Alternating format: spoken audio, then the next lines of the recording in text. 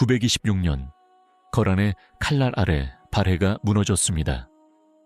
한반도 북쪽 만주 벌판을 호령하던 거대한 나라가 역사 속으로 사라졌죠.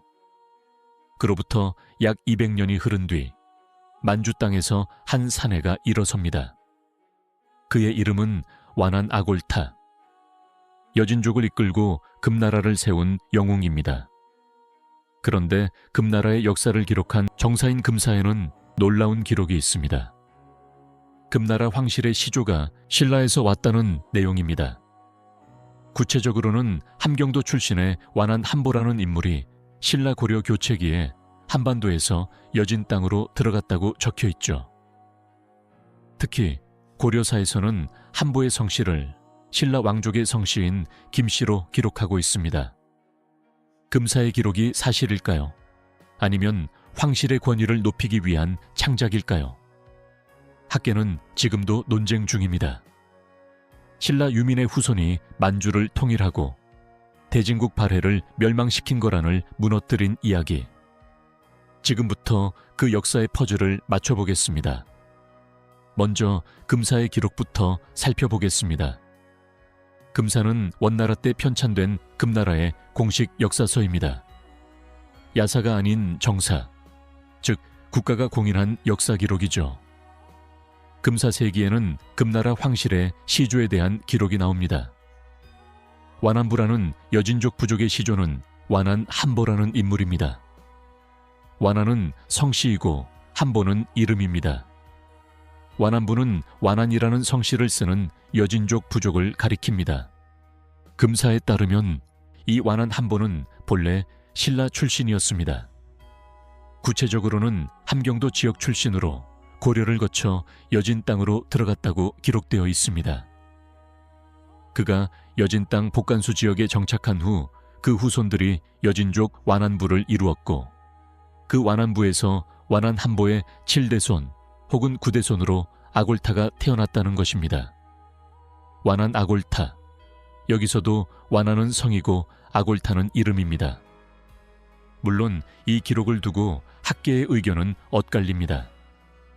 일부 학자들은 금나라가 자신들의 정통성을 높이기 위해 문명국인 신라와의 연결고리를 만들었을 가능성을 제기합니다. 반면 다른 학자들은 구체적인 지명과 인명이 나오는 점을 들어 실제 역사적 사실을 반영한다고 주장하죠. 금사의 기록이 사실이든 아니든 당시 역사적 배경을 살펴볼 필요가 있습니다. 9세기 후반 신라는 극심한 혼란에 빠져 있었습니다. 하대 왕들의 잦은 교체, 골품제의 모순, 지방 호족들의 반란, 통일 신라의 영광은 완전히 무너지고 있었죠. 이 시기 많은 신라인들이 고향을 떠났습니다. 일부는 남쪽으로, 일부는 서쪽으로, 그리고 일부는 북쪽으로 향했습니다. 특히 왕위 계승에서 밀려난 왕족이나 정치적 패배자들은 신라를 벗어날 수밖에 없었습니다. 북쪽, 즉 만주 지역은 이들에게 새로운 기회의 땅이었습니다. 당시 만주 지역에는 대진국 발해가 있었습니다. 여진족은 말갈 쪽의 후예입니다. 말갈 쪽은 발해를 구성했던 주요 민족 중 하나였죠. 발해는 고구려 유민과 말갈 쪽이 함께 세운 나라였습니다. 그 발해가 926년 거란에게 멸망당한 후 말갈 쪽은 흩어졌습니다. 일부는 고려로 넘어갔고 일부는 거란에 복속되었으며 많은 이들은 만주 일대에 남아 부족 사회를 유지했습니다. 이들이 바로 여진족의 직접적 조상입니다.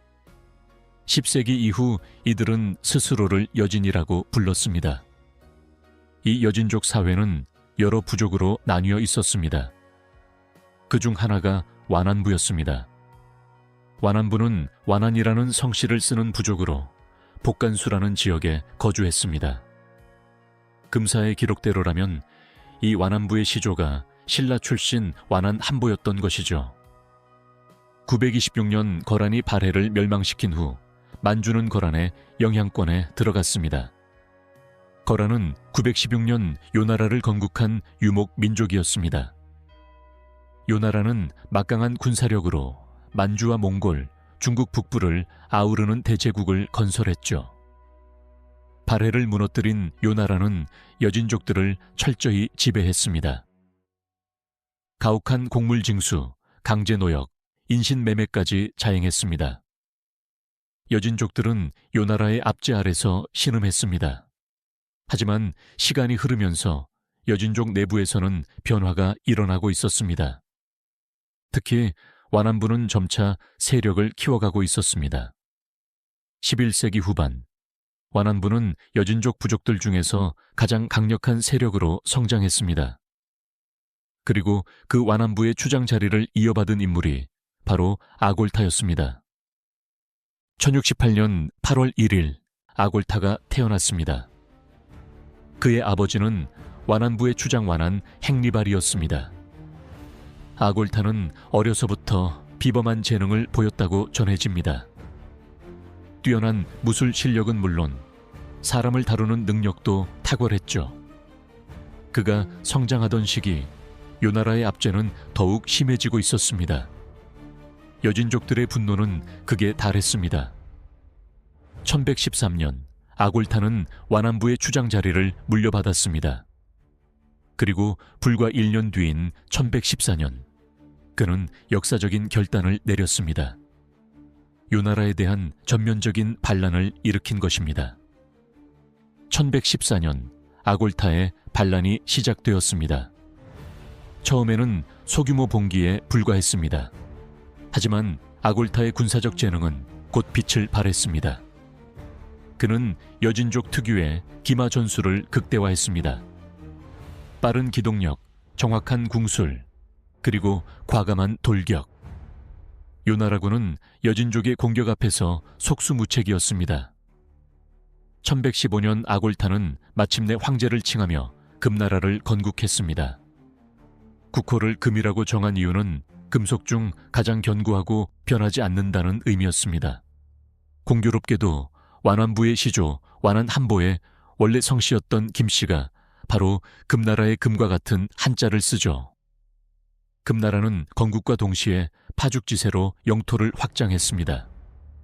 요나라는 200년 넘게 만주를 지배했지만 이제 그 지배는 무너지고 있었습니다. 금나라의 공세는 멈추지 않았습니다. 1120년 금나라는 요나라의 중심부를 위협하기 시작했습니다.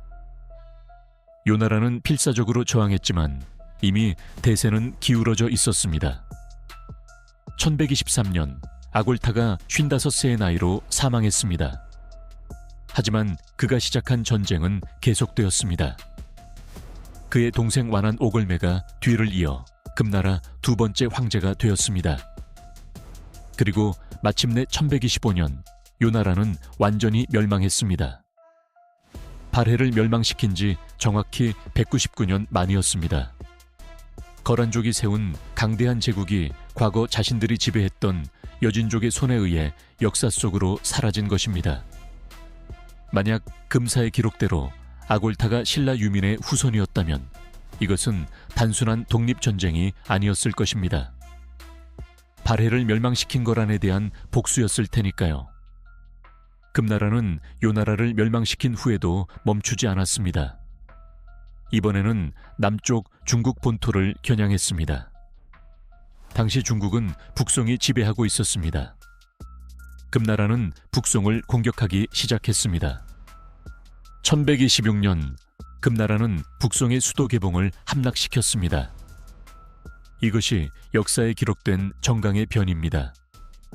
북송의 황제 흠종과 태상왕 휘종이 포로로 잡혔습니다. 황실 가족 3천여 명이 금나라로 끌려갔죠. 북송은 멸망했고 송나라 황실은 남쪽으로 도망쳐 남송을 세웠습니다. 금나라는 만주를 넘어 중국 북부 전체를 지배하는 대제국이 되었습니다. 아골타가 신라인 후손이라는 주장의 근거를 정리해 보겠습니다. 첫째, 금사에 명확한 기록이 있습니다. 완안한보가 함경도 출신으로 고려를 거쳐 여진 땅에 들어갔다는 구체적인 내용입니다. 둘째, 9세기 후반 실제로 많은 신라인들이 북방으로 이주했다는 여러 문헌의 기록이 있습니다. 셋째, 당시 여진족 사회에서 문명국 출신이라는 배경이 권위를 높이는 요소였다는 점입니다. 하지만 반대 의견도 강력합니다. 첫째, 금사의 해당 기록이 금나라 황실이 자신들의 정통성을 높이기 위해 만든 신화일 가능성입니다. 중국 역대 왕조들이 자신들의 기원을 윤색한 사례는 많습니다. 둘째, 여진족의 언어, 문화, 생활 방식이 신라보다는 퉁구스계 유목민족에 훨씬 가깝다는 점입니다. 셋째, 구체적인 고고학적, 유전학적 증거가 부족하다는 점입니다. 결국 이 문제는 현재 학계에서도 명확한 결론이 나지 않은 논쟁 중인 주제입니다. 아골타가 정말 신라인의 후손이었는지는 확실하지 않습니다. 하지만 한 가지는 분명합니다. 926년부터 1125년까지 약 200년 동안 만주 땅에서 놀라운 역사의 순환이 일어났다는 것입니다. 거란이 발해를 멸망시키면서 여진족은 그 거란의 지배를 받았습니다. 그리고 그 여진족이 다시 일어나 거란을 무너뜨렸습니다. 역사의 아이러니입니다. 금사의 기록이 사실이라면 이 아이러니는 더욱 극적입니다. 신라 유민의 후손이 발해의 후예인 여진족을 이끌고 발해를 멸망시킨 거란에게 복수한 것이니까요. 하지만 금사의 기록이 신화라 해도 당시 만주는 다양한 민족이 뒤섞인 공간이었습니다. 신라계, 발해계, 말갈계, 거란계가 서로 융합하며 새로운 역사를 만들어갔죠. 아골타 신라인설은 우리에게 질문을 던집니다. 민족과 혈통은 역사에서 어떤 의미를 가지는가? 그리고 역사적 정체성은 어떻게 만들어지고 기록되는가? 확실한 것은 9세기부터 12세기까지 한반도와 만주 사이에서 수많은 사람들이 이동했고 그들이 새로운 역사를 만들었다는 사실입니다. 아골타는 신라인이었을까요?